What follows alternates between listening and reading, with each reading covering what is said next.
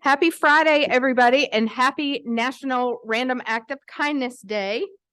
I see several guests who are joining us today. We're very thrilled to have you at the Rotary Club of Brentwood. We are the best Rotary Club in Tennessee. And we're going to start our meeting today with an invocation by Laura Troop, and then the pledge and four-way tests will be led by Hunter McCarty. Let's pray. Creator God, thank you for meeting us right here in this space. God, we thank you for the souls in this room and the hearts behind them that feel led by your calling to do good works in this place. God, inspire us, encourage us, open our eyes to the world around us where you want us to do your work in your name. God, we thank you for the food that has been prepared. God, we ask your protection over us as we come and go today, and be with those who cannot be with us. Father, we thank you for your goodness. Forgive us when we miss opportunities, and God, continually lead us into your space to witness to this world in your name. In the name of Jesus, we pray. Amen. Please join me in the Pledge of Allegiance. Pledge allegiance to the flag of the United States of America and to the republic for which it stands, one nation under God, indivisible, with liberty and justice for all. Now the four-way test of the things we say and do, plus one. First, second, third, goodwill, fourth, and fifth.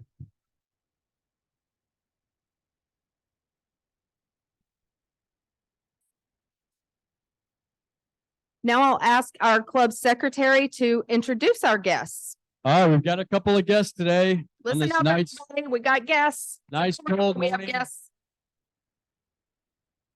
All right, Keeley Hall has a guest today.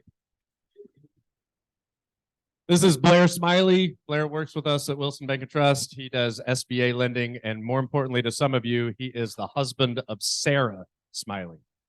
She's famous. Thank you, Keeley. Zach Bender has a guest today. Zach? Yes, it's my privilege to introduce Mark Neely. He's a fellow real estate investor. He also does a really cool product called an all-in-one mortgage loan. So if you have a house and you want to figure out how to pay it off faster, you should definitely talk to this guy. Great guy, and hope you'll consider joining our club. So I'm glad to have you here, Mark. Thank you, Mark. Jane, that's it. Our guest, we have a couple of guests of our speaker. They're here. Where did Yeah. they go? Oh, okay, please. Get the I microphone. didn't see them. So I'll be introducing our speaker today, who's from MTSU, Dr. Daniel Smith. But with him, he brought Mark Clark and Carolyn Tumbleston, who are his colleagues at MTSU. And I love that they split up and integrated themselves into our club. Okay, now we will ask Beth Dormany to lead us in Happy Bucks. All righty, who's happy? So much happiness. Okay, Hunter's happy.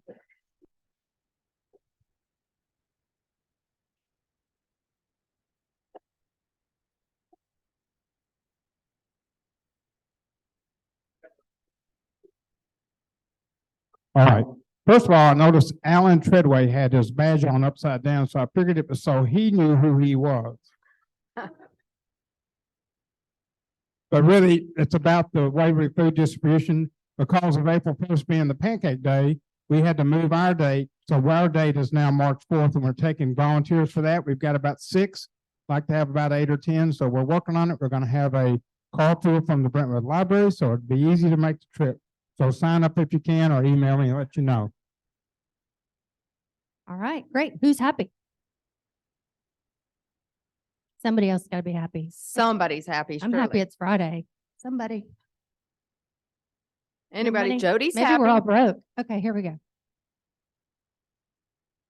I'm happy because I was at Morningside this morning and got all the ice cream and everything delivered, and it is Random Acts of Kindness. So please do a random act of kindness. And if you're joining us, we're going to go after the meeting and set up, and it's at 2:00. But as I was putting the ice cream away, the activities director was leading a class, and she's like, "The ice cream is in the building," and the people started going, "Yeah!" So they're very, very, very appreciative. Thank you.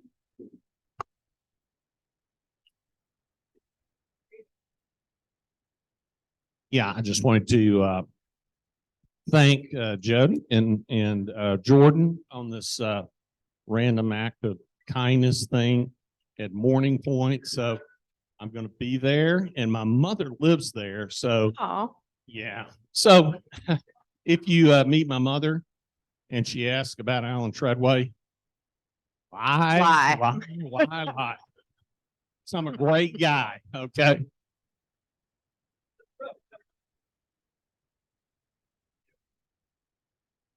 I think it's one of the four-way tests or something. I don't know. that's right. That's Anybody a over here violation. happy? Somebody over here gonna represent? Okay, I guess that's it, Jay. Okay, thank you.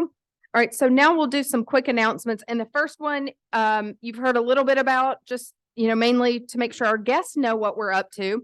The random act of kindness that we are doing today on National Random Act of Kindness Day is that our club has decided to host an ice cream social at Morning Point Assisted Living right down the road. So we're pretty excited about that. And then for the 5 of you who read Reflections, I have teased a couple of times about a club social that was going to be on February 25th, and that is now going to have to get rescheduled. So I know you had it on your calendar, nix that. But we are going to do another social coming up in April, and Jennifer Bourne is going to make a quick announcement about that.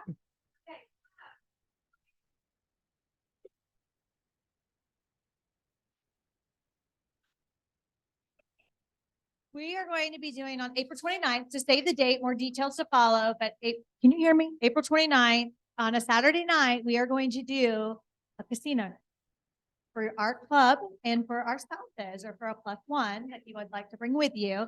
So it's going to be fun. It's not real casino, it's fake money, but it's going to be a lot of fun. And so if that's something that's up your alley, save the date. And it's not a fundraiser. It's simply a fun evening for Rotarians. And then Julie Porter, you want to say something about Pancake Day? Yeah, so Pancake Day, April 1st, if you haven't signed up online, which that is an option, there are sheets on the table. You can sign up there. I added on the sheet at the bottom, my email address is important. So if you have any questions or special requests, you can always email us, there. And we are looking for every Rotarian to at least pick up one shift for all of them. Would be great. Bring your friends, spouses, neighbors. It's gonna be a fun day. Great. Don't make them have to hunt you down. Please go ahead and sign up for your shift. And then also wanted to just quickly remind everybody that we're gonna have we're going to kick off a membership drive in March. We are not going to, we're kicking it off in March, but we don't want to ever lose focus on membership. So March is the month that we're just going to try to get re-energized and remind ourselves that we need to, if you enjoy your experience in this club and doing all the good work that we do for our community and for our world, don't forget to, as you're out and about doing your normal thing, think about people you know who would be good Rotarians and enjoy doing the same, and invite them to come. Curry? Okay, we can do that. We can do that. So anyway, that's coming in March, more info to come. And Hunter already reminded us that our next Waverly food distribution date is March 4th. And with that, I'll ask Sybil to introduce our speaker for today.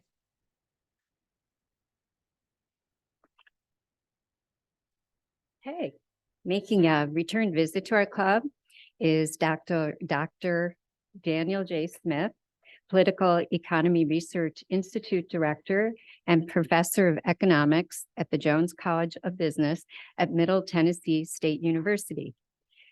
Daniel is also an adjunct professor at the Owen Graduate School of Management at Vanderbilt University. His academic research and policy work uses Austrian and public choice economics to analyze private and public governance institutions. He is the co-author of Money and the Rule of Law, Generality and Predictability in Monetary Institutions, and the Political Economy of Public Pensions. Dr. Smith has published over 100 popular publications in national and regional outlets, including the Wall Street Journal, The Hill, and the Tennessean. Daniel received his MA and PhD in economics from George Mason University and a BBA in economics and finance from Northwood University. Now, please join me in welcoming Dr. Daniel Smith.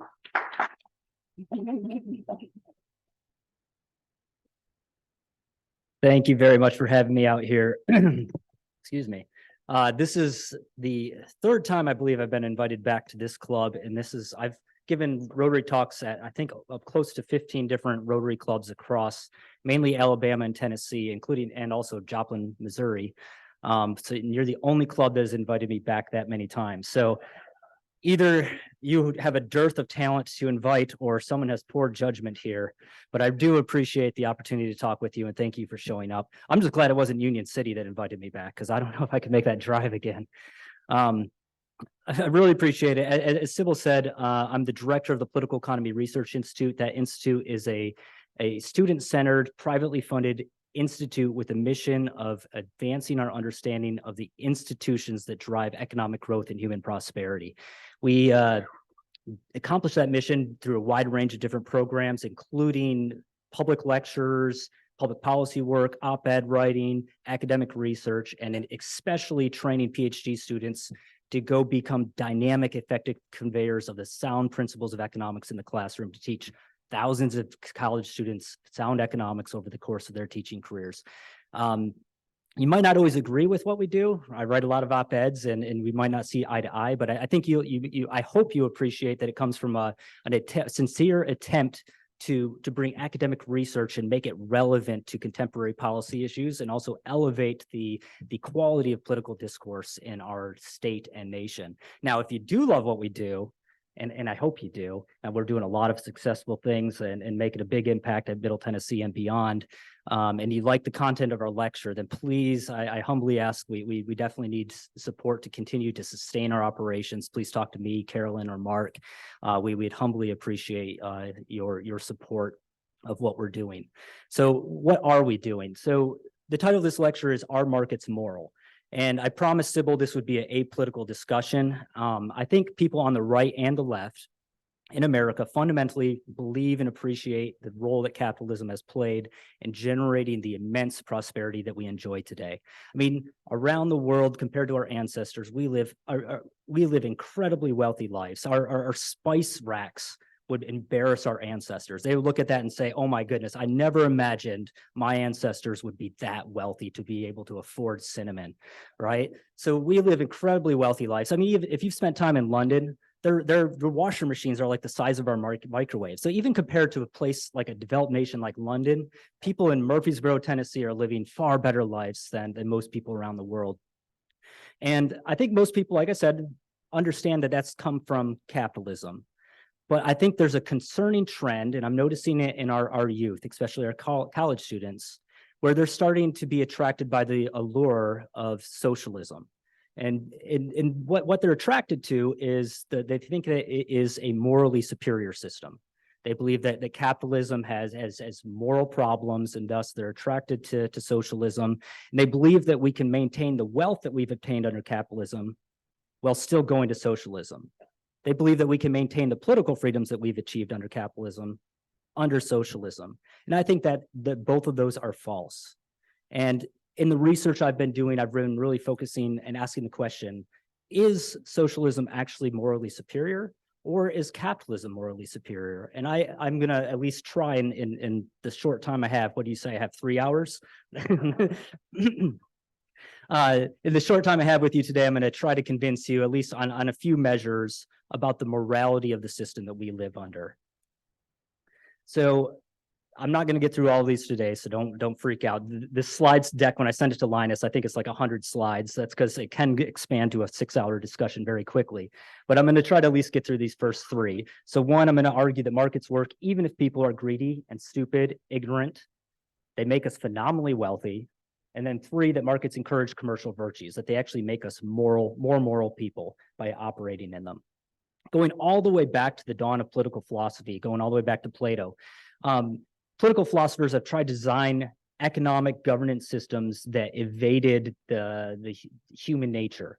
They said, okay, well, for Plato, he's like, these unruly people, they need to be lorded over. They need rules. They certainly shouldn't make the rules. They shouldn't be able to vote on who makes the rules. That's the whole reason we need a government in the first place. But who will lead the government? Well, he said, well, we'll identify talented individuals and then train them up to be philosopher kings, benevolent and omniscient. And then we'll design government institutions that are very top down, that enable that leader, that philosopher king, to rule like a tyrant over everyone else. Well, the problem with that political philosophy is, what happens if you don't have omniscient and benevolent leaders? What if, in fact, we don't have angels to run our government?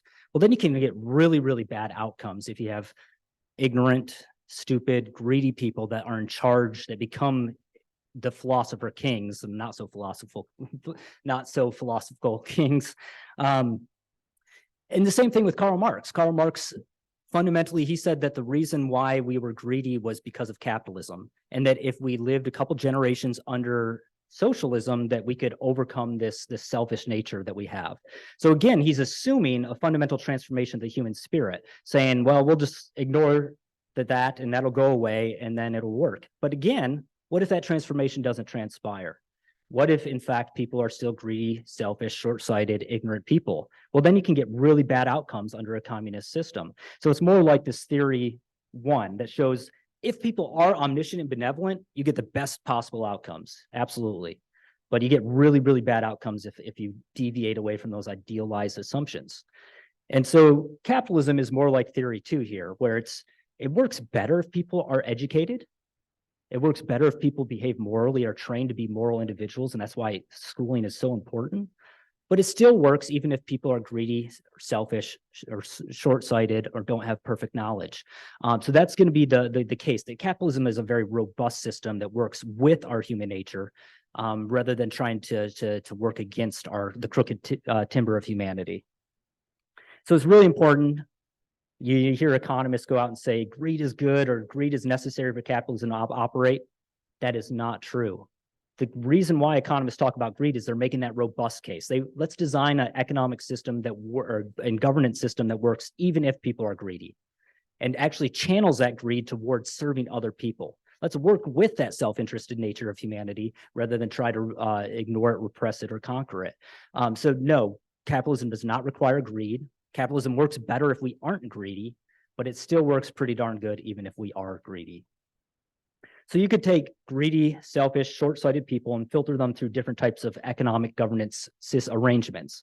So if you take greedy, selfish, short-sighted people and put them into command and control, socialist dictatorships, things like that, as I mentioned, you get really bad outcomes. And we know this looking at world history. Lots of examples of really horrendous cases, famines, mass executions, things like that.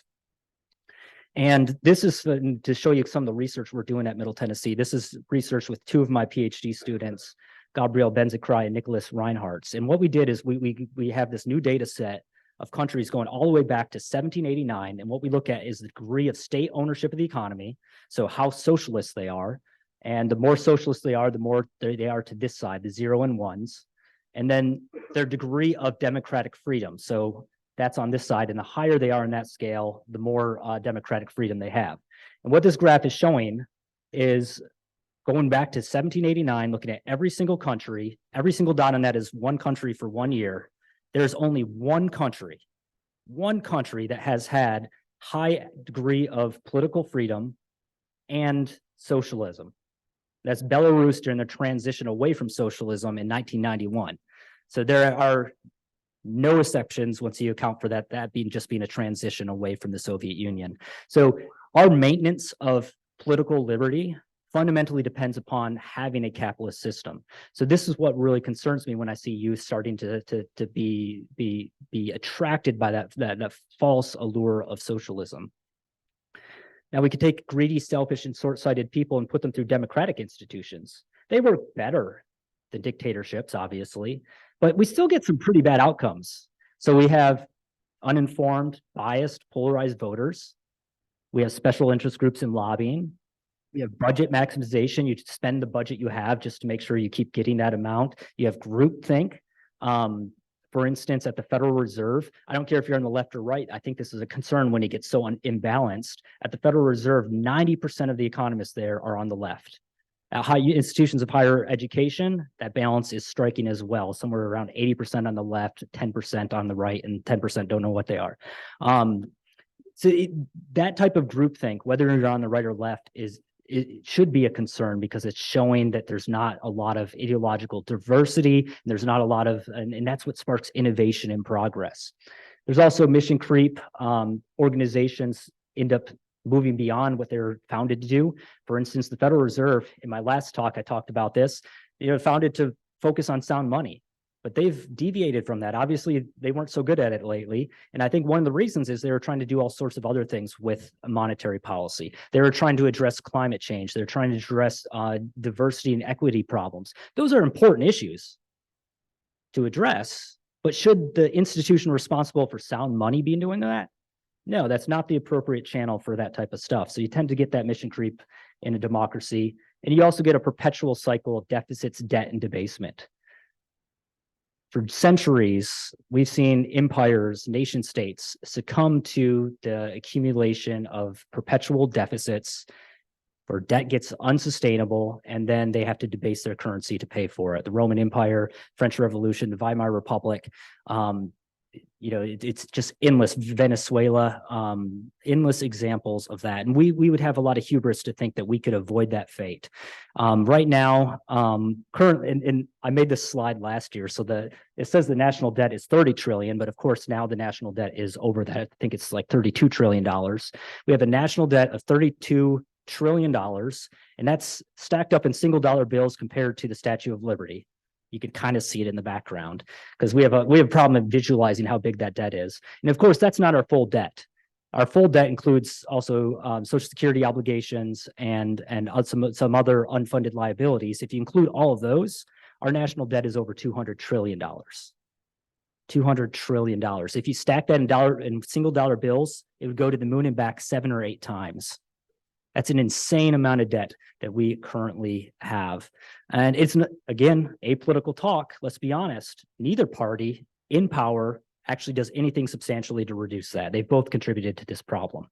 To solve this problem, what we need is educated citizens that understand basic economics and understand that this is an unsustainable problem, right? We need to educate our nation's youth, and then they could demand better politicians and better policies that can actually address that. Until then, who wins the next election, well, at least when I look at the national debt, doesn't really matter. What we need to do is we need to focus on long-term initiatives to get people to understand what a problem that this poses to society. And this is not a taxation problem. It's not like we're just not taxing enough from our citizens. Anyone know the net worth of Elon Musk, the richest person in America? Yeah, today. Yeah, I know it changes all the time. 200 billion, you're probably under that today. So even if we took all of his wealth, that's 1/5 of $1 trillion. We spend $5 trillion each year as a nation. That would run our country for 2 weeks, right? Even if we took all the money from all the millionaires and all the billionaires in America, it would barely run our government for a year. We'd probably still have to make budget cuts. So it's not a spending problem. And their wealth isn't in a form that it's not like in Scrooge McDuck vault just sitting there to be taken out, right? When he bought Twitter, he had to take out loans to do so because his wealth is tied up in investments, right? So it's not readily accessible wealth. So if we did take it all away, of course, then all the innovators and capitalists wouldn't have the money to generate all the goods and services that make our quality of life so high. And of course, they wouldn't be able to invest in future ideas and innovations. So this is a spending problem, not a taxation problem. And this is what we kind of expect out of democratic institutions. But let's look at market institutions. When you take greedy, selfish, and short-sighted people and filter them through market institutions, what are the outcomes that you expect? Well, what we find pretty robustly is property prices, profit and loss generate incentives, innovation, and information that are necessary for economic actors to grow our economy and grow our prosperity. I'm a big fan of NPR's How I Built This, and it's interviews with entrepreneurs that talk about how they developed their company. Like the founder of Cliff Bar ended up living in his parents' base or a garage for a couple of years while he developed the recipe and started the company. Lots of examples like that. Almost every single company had trials, had failures, had people doubting them, close family members doubting them. And yet they persisted because they were motivated by the incentive for profit. And it doesn't take that much profit to motivate them. So the economists have studied how much profit does an entrepreneur and innovator actually get for what they generate for society. And it only takes about 1 to 3%. They get about 1 to 3% of the wealth that they generate for society. And the reason for that is because they come up with an idea and they make money selling that idea. But very quickly, what happens? Other people are like, they're making a killing. Let's compete against them, right? And before you know it, they compete down the price. Consumers get this great, amazing thing, and it ends up being very, very affordable. So that process of competition is a vital component, but it's motivated by profit. Yes, they make a ton of money, but it's a small amount of what they generate for society. One of my favorite examples is Jeff Bezos. This is a real article from Barron's where they called him Amazon.bomb, ridiculing him, saying nobody should be with this guy. He's $5 billion in debt. He's a laughing stock. Give up. He should just go home, not do his thing. Thank God he persisted, right? He's directly created over 1 million jobs, probably indirectly millions more in America, improved our lives, especially during a pandemic, made it so much more convenient to get things. I have 2 young kids, so when I can order something and have it delivered rather than take the hour it takes to get my kids in the car and then drive out somewhere, like it just has vastly improved our lives, all for a small amount of fee. Thank God we have the ability for these people to come up with these ideas. But of course, the entrepreneurs aren't these brilliant people that always come up with great ideas. There's a lot of failures they make, right? Well-financed companies with teams of MBA students from Wharton and Harvard have still made, with lots of consumer research groups, have still made some hilarious mistakes. So I have up here just 2 of my favorites. At one point, Clariol made a touch of yogurt shampoo. And then, of course, Crystal Pepsi or Pepsi AM, Pepsi made 2 famous failures. 2 major failures by companies. It wasn't that they knew the right thing to do, it's that the market institutions said, do more of this, do less of that. If you combined chocolate and pickles together, the market's going to say, don't do that. You're wasting valuable resources. You're not going to earn money selling chocolate pickles. So the market mechanism, it's not that people are necessarily smart, it's that the market provides that information that helps them kind of trial and error and figure out what consumers actually want. So that's a very important process, and it's a very difficult process. The founder of Y Combinator, Sam Altman, that's a famous Silicon investment firm that has done things like Airbnb and Lyft. He said when he's looking at investors that come in, he's looking for a project that looks bad, but is actually good. Why would he look for something that looks bad, but is actually good? Well, if everyone recognizes it's already good, there's no investment money to be made from it, right? Everyone has already invested in that. There's no returns for that. You got to find something that looks bad. Airbnb, right? If someone came to me and said, I'm going to rent out rooms in people's houses or people's entire house for money, I would have laughed at them. That sounds like a horrible idea. Yet it ended up being a very good, and now I stay in them, right?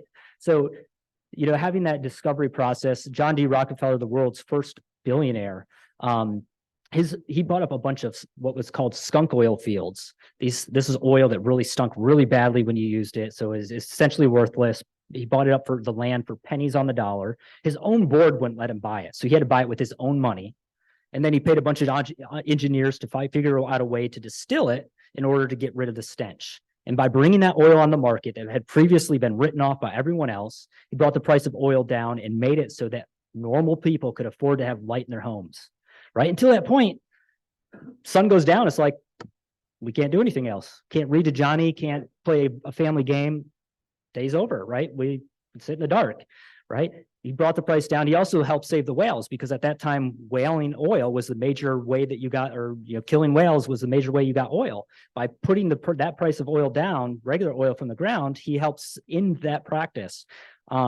So he ended up doing all this because of the market mechanisms offered by the market. So yeah, there are things like Enron. There are things where you could find problems where there are mistakes, but they're isolated in capitalism. They're isolated incidences, and those people tend to be punished very severely. BP, they had that famous oil spill in the Gulf Coast. What happened? Their stock price plummeted. They paid far more in terms of their financial costs than the regulators imposed upon them. The market punished them for that bad behavior, and justly so. So there's very powerful mechanisms that kind of weed out that type of behavior and make markets very robust to greed, ignorance, and the lack of and frankly just laziness. And the other mechanism that works in markets is that people also become more educated in a market. Why do people pay money to go to college? Well, it's an investment that pays off because you're able to go into business, you're able to open up your own business, you're able to exercise and use that human capital to do productive things. Well, in countries where you don't have those freedoms to do that, there's little incentive to get educated. In fact, if you get educated in a developing nation that lacks private property rights and lacks capitalism, what do? They leave that country so they can actually use that education in a way, in a productive way. So there's a strong tendency and a robust relationship between economic freedom, the more economically free a country is, and the degree of literacy, especially literacy for women. So that's an important point in this. Not only is capitalism robust, but it actually makes people more educated. So that was my first argument, that capitalism is robust to deviations away from assumptions about human behavior that are unrealistic. The second argument is that markets make us phenomenally wealthy. So here's a great quote. I won't read it all, but markets have rescued a considerable part of the population from the idiocy of rural life. This was not Adam Smith, not Milton Friedman. This was Karl Marx who wrote this. He recognized the superior efficiency of capitalism. And one of the ways we can measure this is look at human history, right? Most of our ancestors lived in grinding poverty generation after generation. And by grinding poverty, I mean sleeping on the dirt, cooking in smoke-filled huts, having skin lesions, having rats and bugs all over you when you slept.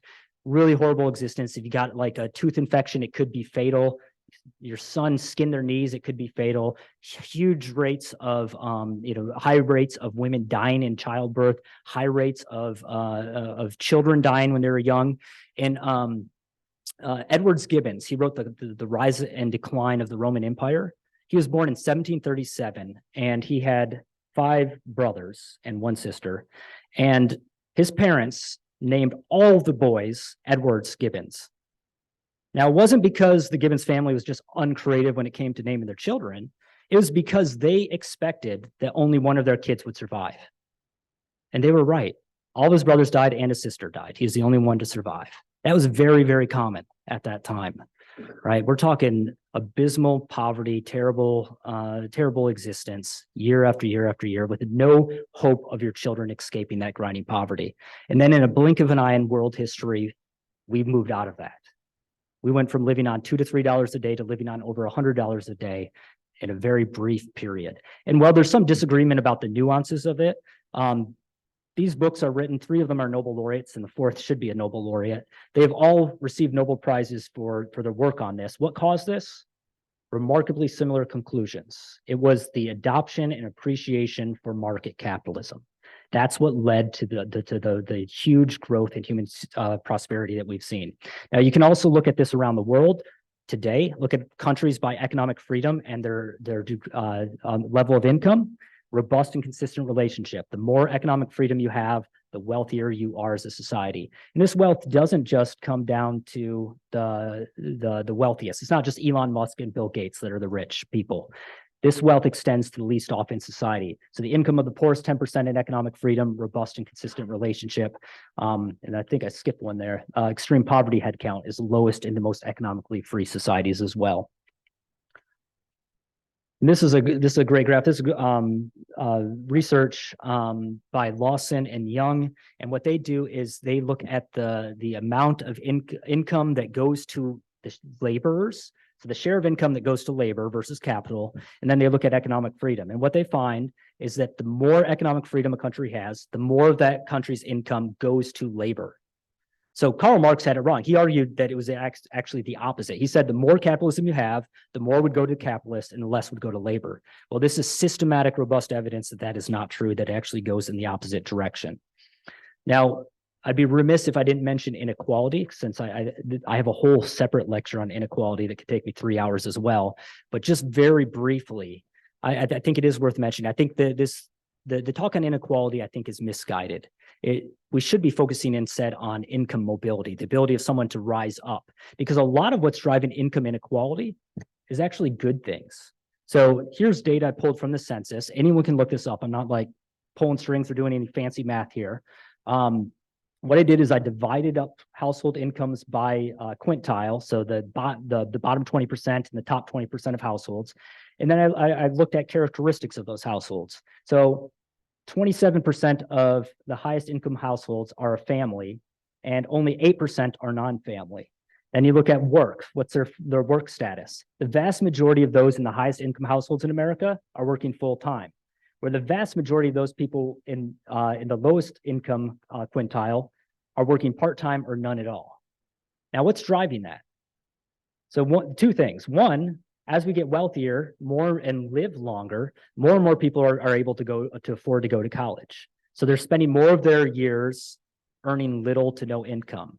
And then when they start out at an entry-level job and they earn more over their careers. And then what do when they actually get to a point where we retire, right? We're actually wealthy enough that people can afford to just not work at the end of their lives. And we're living longer in retirement. So as we have more and more people living in retirement, earning no or little income, that's going to do to our inequality statistics? It's going to make it look like we have a bunch of households that now have no or little income. Well, shouldn't we account for that when we're talking about income inequality? No, we're not. Nobody adjusts for that. But that's the driving thing behind this, and it's very clear in the data. You can also see it by age, right? The vast majority of the low-income households are younger and older, which perfectly corresponds with that narrative. And then look at the number of earners per household. The vast majority of the wealthy households have 2 or more earners, where the vast majority of the lowest income households have no earners, right? This is what's driving the narrative. It's actually a positive thing. So I think the whole discussion of income inequality is wrong-headed. And again, that we should focus on income mobility. Mark Rank, he's a sociologist. He wrote a book called Chasing the American Dream. Here's a great quote from it that was published in the New York Times. And he found that 39% of Americans will spend a year in the top 5% of income, and 73% of Americans will spend a year in the top 20% of income over their life.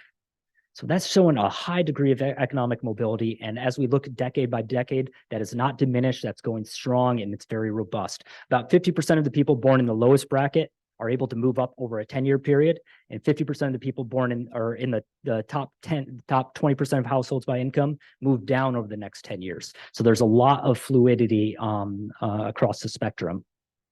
Another way to measure how wealthy we are is by looking at technological adoption. When new things are invented, even like the fork, at some point someone invented the fork, and there were peasants outside of a castle talking and making fun of a king. Like, I hear he eats with a fork. Like, why wouldn't you use the hands that God gave us to interact with the food? Like, why do we use this device? And there's such wealthy elites using that silverware. Every new invention, mirrors, the bicycle, everything starts out with being very expensive and only being the domain of the luxury of the wealthy. But then over time, it becomes more affordable. So think about the cell phone. It was invented the year I was born, 1984. And the first cell phone was very expensive, cost $4,000 in those dollars. And it barely made a phone call. Well, yeah, only the rich could afford it. But what did other companies do? They're like, gosh, they're making a killing selling this to rich people. Why don't I hire some engineers and find a way to do it a little bit cheaper? And then another one, little bit, they drove down that price until when I was in college, when I got my first cell phone in 2003, when I was a freshman in college. And I think I bought it for like $100, and it did far more than to make phone calls. Like there's games and there's texting. It wasn't the smartphones that we have today, but is a way better. And, you know, that's the point when almost anyone in America that wanted a cell phone at that point could have afforded it. So but the rate of technological adoption, the time between initial introduction and then it actually being affordable to the lowest ranks of society has gradually decreased. They're getting these technologies quicker and quicker. So that's another remarkable story showing how phenomenally wealthy we are. And then, of course, people also say, well, sure, we get more money, we get more things, but are people in capitalist societies happier? And this resounding evidence, and this is from Justin Woofers and Betsy Stevenson at the University of Michigan, is yes, they report much higher life satisfaction using robust evidence from around the world. The wealthier you are, the happier you are. I always like to say, and I got this from a friend, Jason Brennan, a philosopher at Georgetown, if you have a lot of money and you're not happy, the problem is you, not the money, right? There's a lot of things you can spend money on, more time with your family, right? Vacations with your family, charitable causes. There's so many things you can do with wealth that give a fulfilling life, right? You think of Maslow's hierarchy of needs. We're able to no longer worry about where we're going to get our next meal. We're able to not have to worry where we're going to lay our head at night. Then we can go to those higher ideals. We can look at art. We can look at philosophy. We can obtain these higher order things. So yes, it makes us remarkably wealthy. Now I'm running out of time if I want to save some time for questions. So I will really quickly just do some of the evidence on how markets make us more tolerant and virtuous. So this goes back to argument from David Hume and Adam Smith. They argued that people that engage in business, in order to get repeat business, you have to be tolerant, you have to be honest, you have to adopt these commercial virtues in order to be a profitable business person. And we have lots of evidence on this from around the world. Heinrich, with a lot of other co-authors, ended up doing these experiments around the world. What he did is he looked at small scale societies and did experiments with them. What he found robustly and consistently is that the more exposure they had to markets, the more honest and virtuous and more cooperative they behaved in these experiments. Dan Ariely did the same thing with East and West Germans and found that West Germans behaved far more cooperatively. And this is amazing because it's showing that it culturally persisted even after the fall of the Berlin Wall. Same evidence in Iceland. I'll skip over that. Here's some of my favorite evidence, or I think the most important. Jennifer Roback looked at the evidence on discrimination on rail car companies and the antebellum South, so especially in Montgomery, Alabama, and said, did the rail car companies actually lobby for legislation that prevented them from serving African-American customers? And what she found is consistently, no, they were serving those customers. It was racist politicians that imposed those laws, and they tried to prevent those laws because they were making money, right? They wanted to serve those customers. It was the racist politicians that was preventing them from doing so. This may be the most fun piece of evidence. Omar and his co-authors, all they did is they exposed college students. They took a control group and a treated group. In the treated group, they exposed them to words about capitalism, entrepreneurship, business, before running an experiment. And they found that just being exposed to words about business made them behave more morally in the subsequent experiments that they ran. Probably the most convincing piece of evidence is Bill Easterly. He looked at countries that had good, sound institutions like economic freedom, rule of law, and then he looked at ethno-linguistic fractionalization, how different they were. Was it, religiously, ethnically, linguistically? And what he found is that there's a high probability of genocide in those countries where you have low economic freedom. But if you have economic freedom, it doesn't matter. Even if you're a very diverse society, there's a very low probability of genocide, right?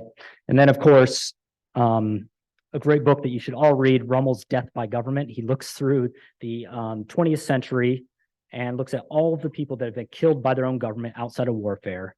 And just going down this list, almost without exception, there are dictatorial and communist countries that have resulted in the mass murder and famines of their own citizens. I'll stop there since I'm running out of time and take some questions. I'm sure I've sparked a lot of curious questions.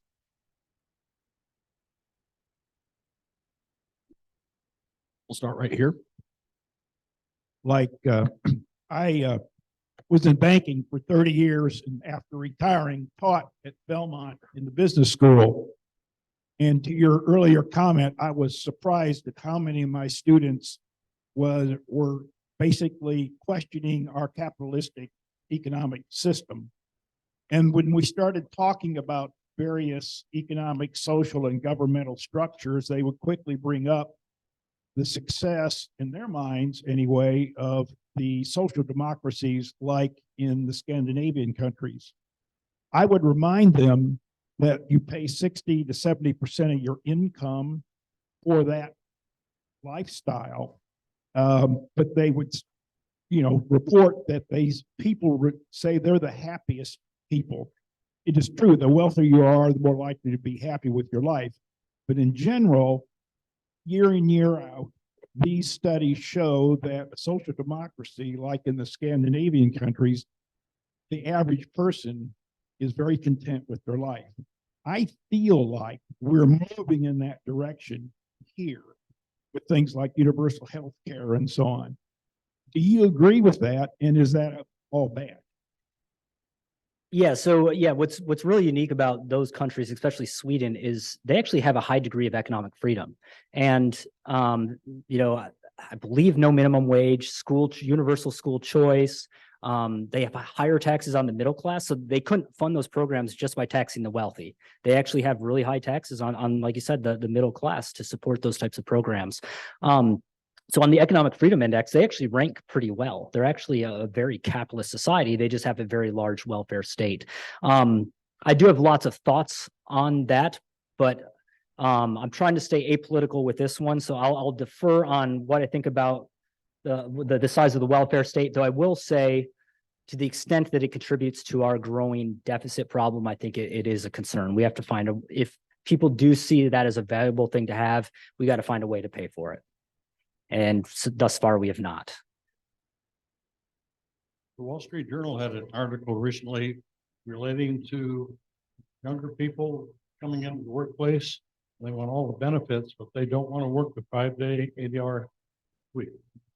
40 hours. Yeah, I think that is a growing concern, and that's something that we're that work ethic, right? That we deserve all of this, and they want everything that you have as your parent or grandparent, but they want it right as they're starting out, right? And it took you a whole life to acquire that. Yes, I think we have to focus on education. Listen, my dream is to create enough PhD students that we can have, someone that can give a lecture like this at every Rotary Club around the nation. I think it would really take fundamental transformation of education, expose the youth to these ideas, these arguments, and get them to appreciate the value of a work ethic in order to reverse the trends that we're seeing. Two questions. First, in this word socialism gets thrown around a lot, especially today in our political environment.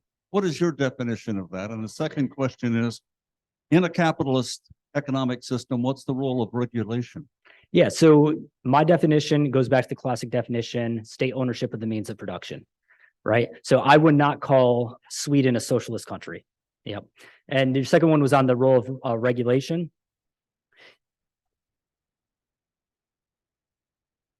Yeah, so this ties into some research that I'm doing currently.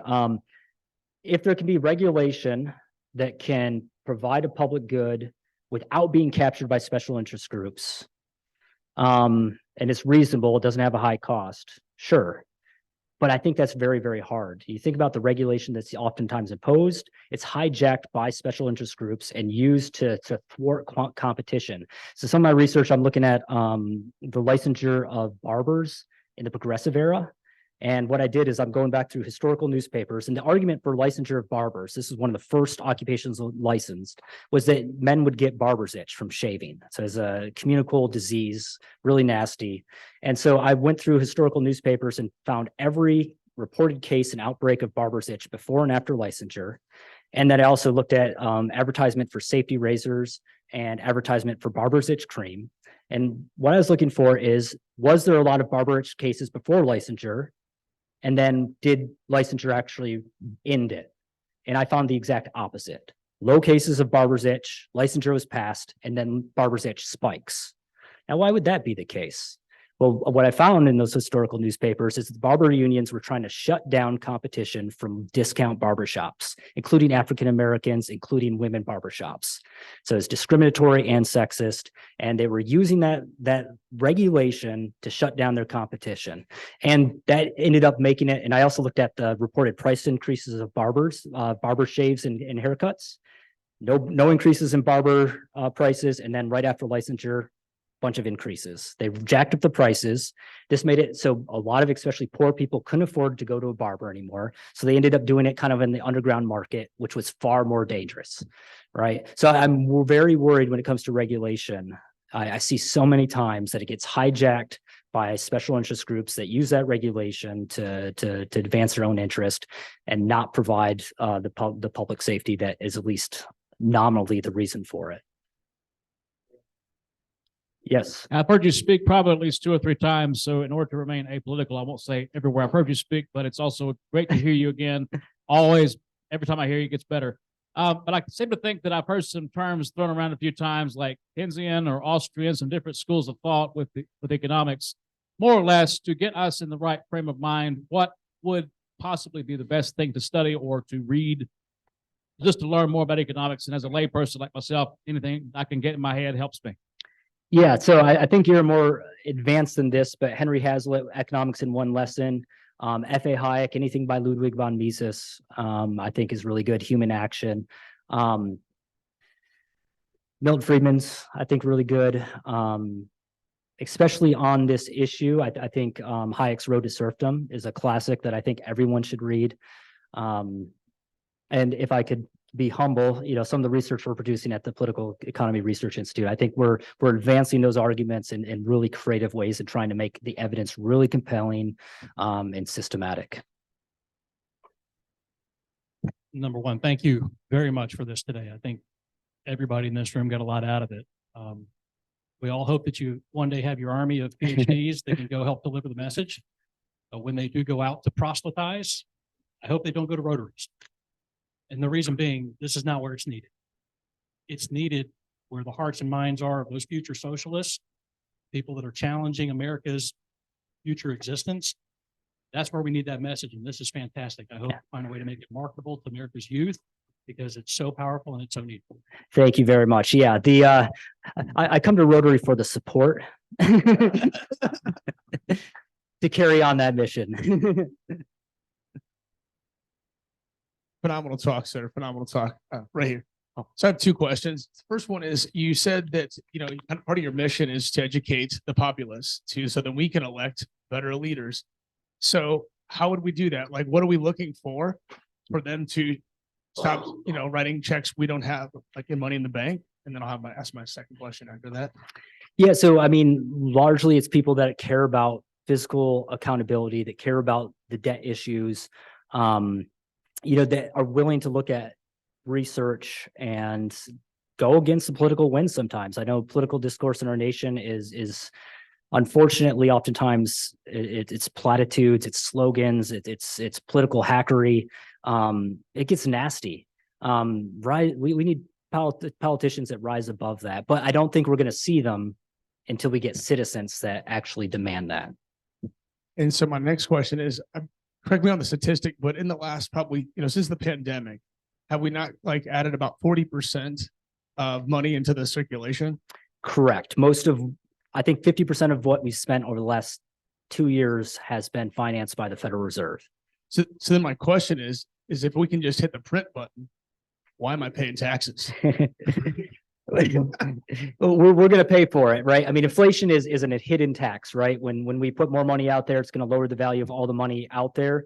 So what I don't like about inflation taxation is that there's no discussion about who it falls, right? It's whoever has cash, and oftentimes that's the poor, right? Wealthy people have the ability to buy investors, buy accountants, buy lawyers that can shelter their money in ways that can protect them from inflation.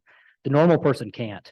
So that the inflation tax falls primarily on the poorest in society. I think it's also very destructive because it undermines the whole reason capitalism is efficient is because prices convey information and incentives. But now that you've distorted that system because now prices are all messed up because inflation's out there, now capitalism is less efficient. And I fear that the impact of inflation is going to be blamed on capitalism when in fact it's really the printing press.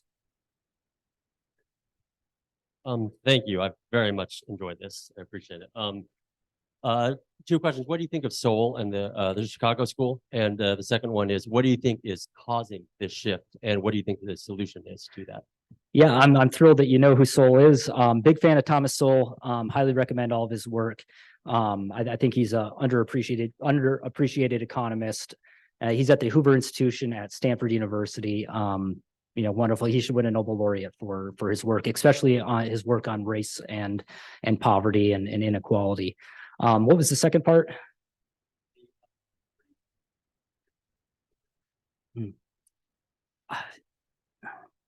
I almost think like we've grown too wealthy that people don't appreciate it. Like, right, all the benefits and everything. I even see my son, growing up with Alexa and all the technology. And I feel like my dad. I'm like, I didn't have that when I was your age. But it just doesn't compute to him. We've just grown maybe so wealthy as a society that we've lost connection with the principles that drove that wealth. And also part of it, I think, is failure in K through 12 education. I think, again, I'm going to try to say apolitical, but we need radical change. I think everyone can agree with that. There's something wrong when 90% of the people graduating from Detroit public high schools can't read a bus schedule, right? Huge problems with that. And also at the college level, as I said, there's not a lot of institutions around the world that have a center like mine that's willing to present these ideas. People like me are oftentimes chased off campus. So Middle Tennessee has been a great home in that regard, and I'm really thankful for that. But we need to support and grow those types of initiatives. I'm not indoctrinating students in the classroom. I'm very neutral, but I am exposing them to ideas that I don't believe they're getting across campus and that most students at most college campuses are not receiving. And I think that's the solution. How do we get you to run for office? I have a comparative advantage in doing this.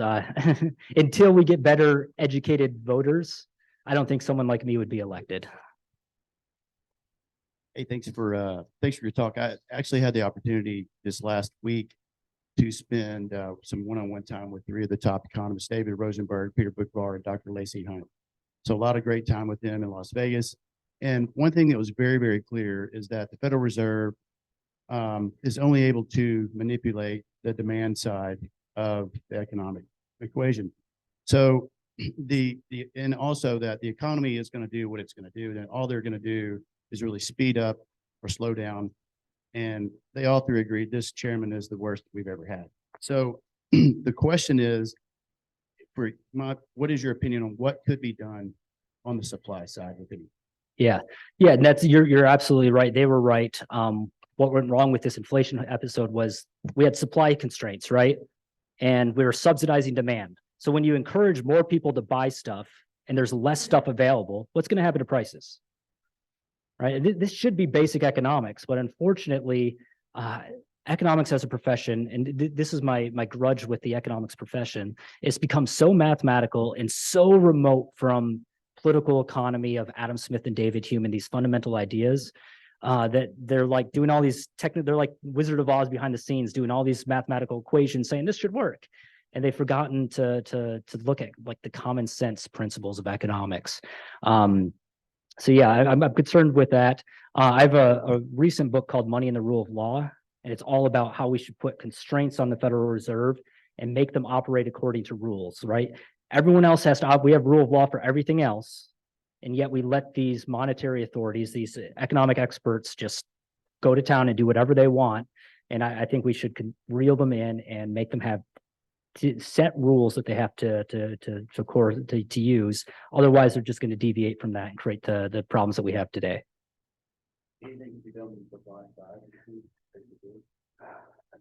Just get out of the way. Gosh, let the market entrepreneurs find their way to get around this, reduce regulations, reduce trade barriers, reduce the monetary inflation, and gosh, just let these entrepreneurs that make America great do their thing. Thank you.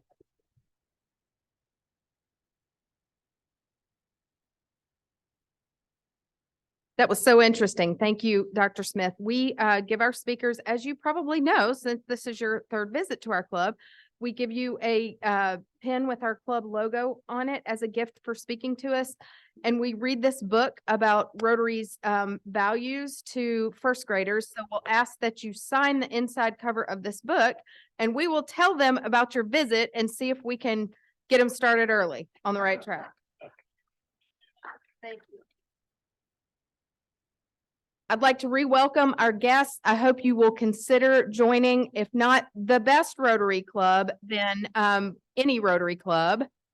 Remember, for those of you who are able to join us at Morning Point for the ice cream social, we'll meet there it's supposed to start at 2:00. So meet there a little bit before 2.